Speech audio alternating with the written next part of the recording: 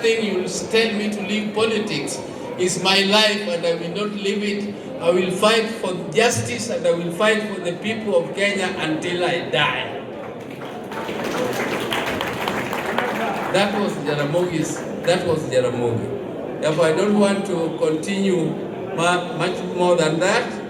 I just want to thank all the other participants who have come from far and wide to come and give lectures to us this afternoon. And I also want to say thank you very much to Professor Nyang' Nyong'o. Without Professor's heart, big heart, without his generosity, without his commitment to the cause, this occasion should not have happened. All the things which have happened here have happened because of his personal guidance and commitment, and very reliable Lieutenant like Abalawanga. Thank you very much. Thank you very much. And now, who is coming? Thank you.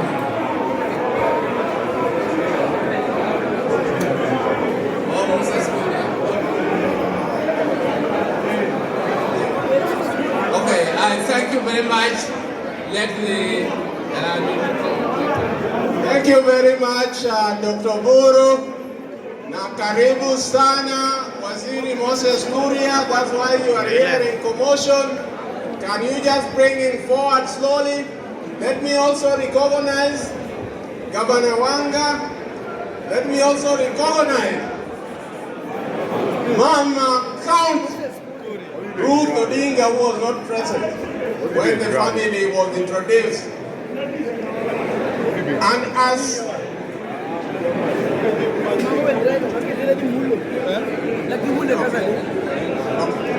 okay, I'll give Dr. Buru, as I told you, is the leader of the family. He'll invite the rest of the family. Now, I would like to take this opportunity to invite my sister, Dr. Akinyi to come and speak on behalf of all the female gender in our family.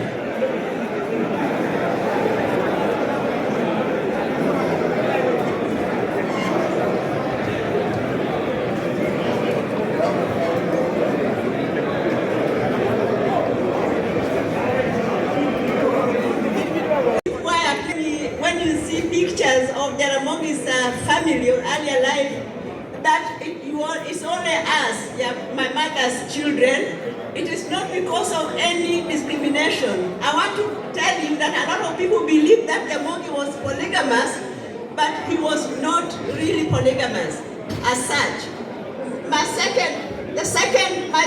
first stepmother was married after Oburu was already married, and in fact my Oburu's son is older than our eldest step or half sister, who is also called Akinyi Walkowa. So let me introduce. So this is Akinyi Walkowa is the eldest, and by the time she was born, I was actually in Form 3, and Oburu was already married and already had a son. So you can see, and it was my mother's cousin. It's my mother who forced my father to get married again because people were laughing at her, saying she's a very jealous woman who cannot entertain or accommodate a co-wife. And so she brought her cousin and forced my father to marry her.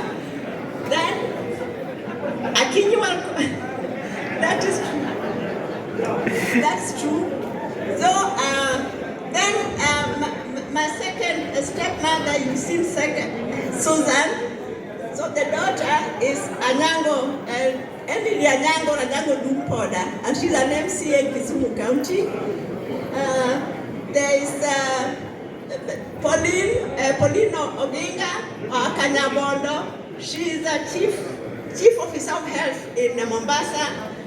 And Danya Kamami, my mother's last born, who is also the women rep of Kisumu County.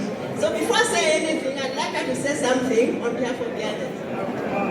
This is Ruth Odinga, Mama County, Kisumu. Other Buru stood here. He said that he talked a lot about his father. But I want to also say one, that if any of you want to see Jaramogi alive, look at me, from my hair to my toe. Achal kode kadang mane Oburu ji wacho no Oburu fast no Oburu chal kode. No baba ne wacho ne gadi. Nina machal kode nchoka cha made nyuolna go mana wuoi. Kata kamano, ukapodo wiye. Anyako bende mapodo tuwana tuwana. Doga wiye go. Wanwantie wanwagore. Ini podwa gore ne to juoko kinga berango. To juoko kinga wachona. Ni 2027. Podo moneno mana wodo dinga moro kama dilido Kenya ka.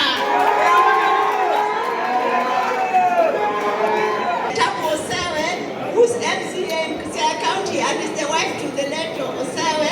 I don't know where Aquino is. We have already met everybody. I told you the idea of jelly give me, but Oburu, when he was in the hill, he was called John Dennis. He wanted to impress his friends. Yeah, he wanted to impress his friends, I think even girls, especially girls. So Agola was called Barack Buka. And then my sister Bella was called Jane Alice when she was in Nyagat Girls.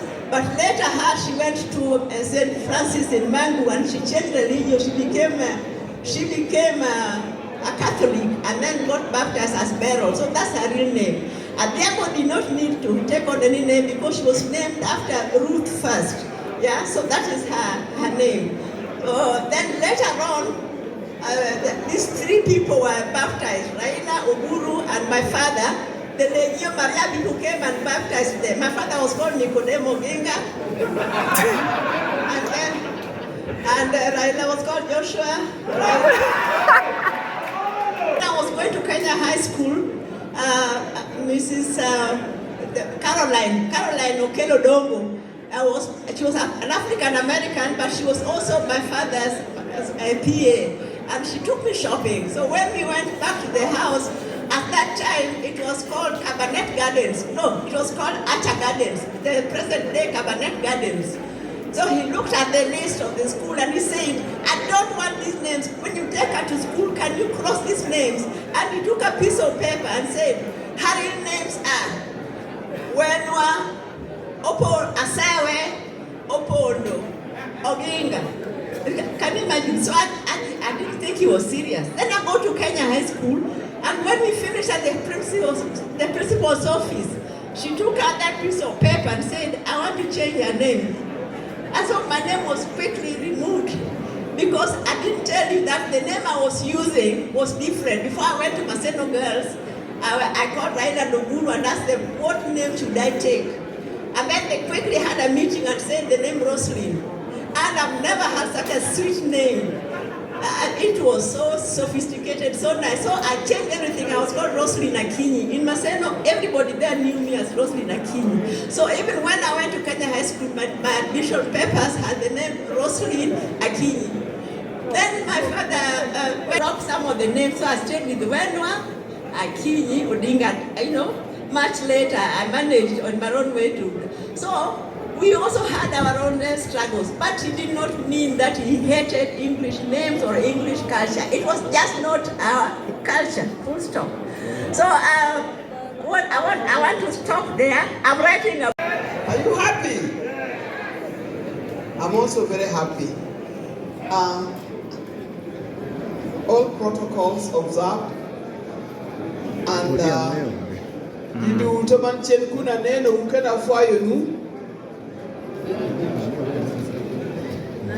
today is a very special day because I've been requested to say something about my father-in-law. 30 years ago, by the time my father-in-law was passing on, he had 4 daughters-in-law led by Dr. Oburu. Is Anne here? Dr. Oburu. Unfortunately, Anne is not here. There was Margaret Agola. Margaret is gone. She's deceased. deceased, she's no longer there. And then there was Tabu Osewe, who is here. Tabu is a MCA, elected MCA in Bondo, Sakwa West. And the fourth one is me. So today, this mantle has fallen on me to talk on behalf of Jaramogi. Now, when I got married in that home, that is about 50 years ago, I got married in that home 50 years ago. Let me say, when I first met Jaramogi, I was so scared because I didn't know I was going to meet such a great man. My boyfriend then,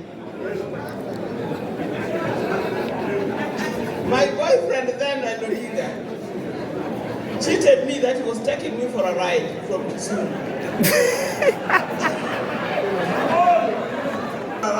And we went on passing some villages, some bushes. Eventually, we arrived in a home that looks really good. The home was well organized. And I asked him, where is this? Then he told me, this is my home. I was so shocked. I said, why didn't you tell me that you are coming to your home? Because I would have prepared myself mentally and even dress-wise. I would have prepared myself. Then I was not dressed like this. But then, when we got there, the next thing he told me, come and meet my father. What the Constitution says, and says, the only verdict is death. He laughed and told me, don't worry, those things will not happen. I don't know whether he believed it or he was just trying to encourage me to know that things are okay. That was Jaramogi.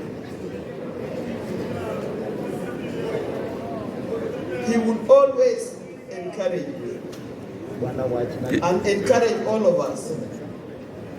There was also that soon after that, he was put under house arrest here in Kisumu. But for the first 3 months, I was allowed to go and see him in Kisumu. Later on, I was barred from even walking on Taifa Road. Taifa Road is that road where his house is. I was given a letter that restricted me from either walking on Taifa Road or driving along Taifa Road or being anywhere near Milimani. Those were the rules those days. Anybody could make a rule and that rules too.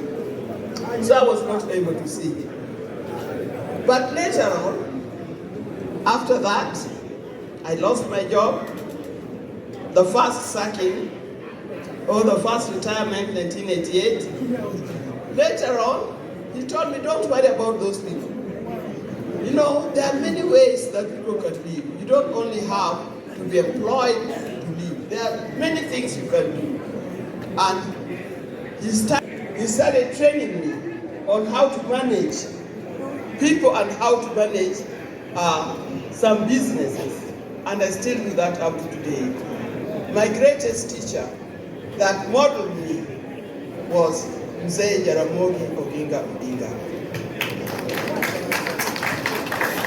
By your father. My father died when I was about 7 years old.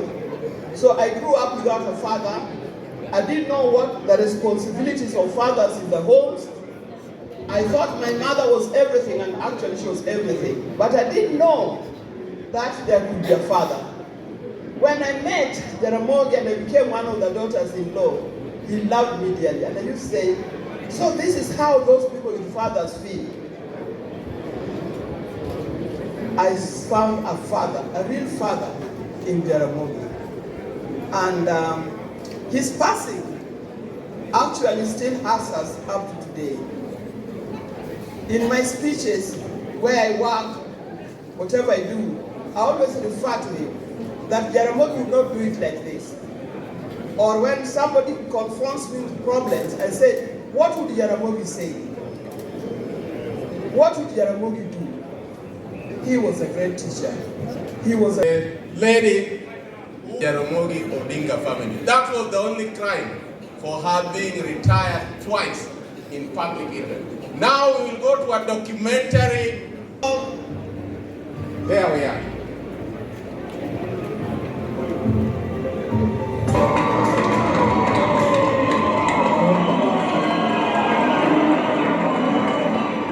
Jaramogi Ajuma Oginga Odinga is a political giant who straddles both in life and in death, a nationalist and statesman who remains as the greatest of them in the political arena, who stands tall as the great a name he later abandoned.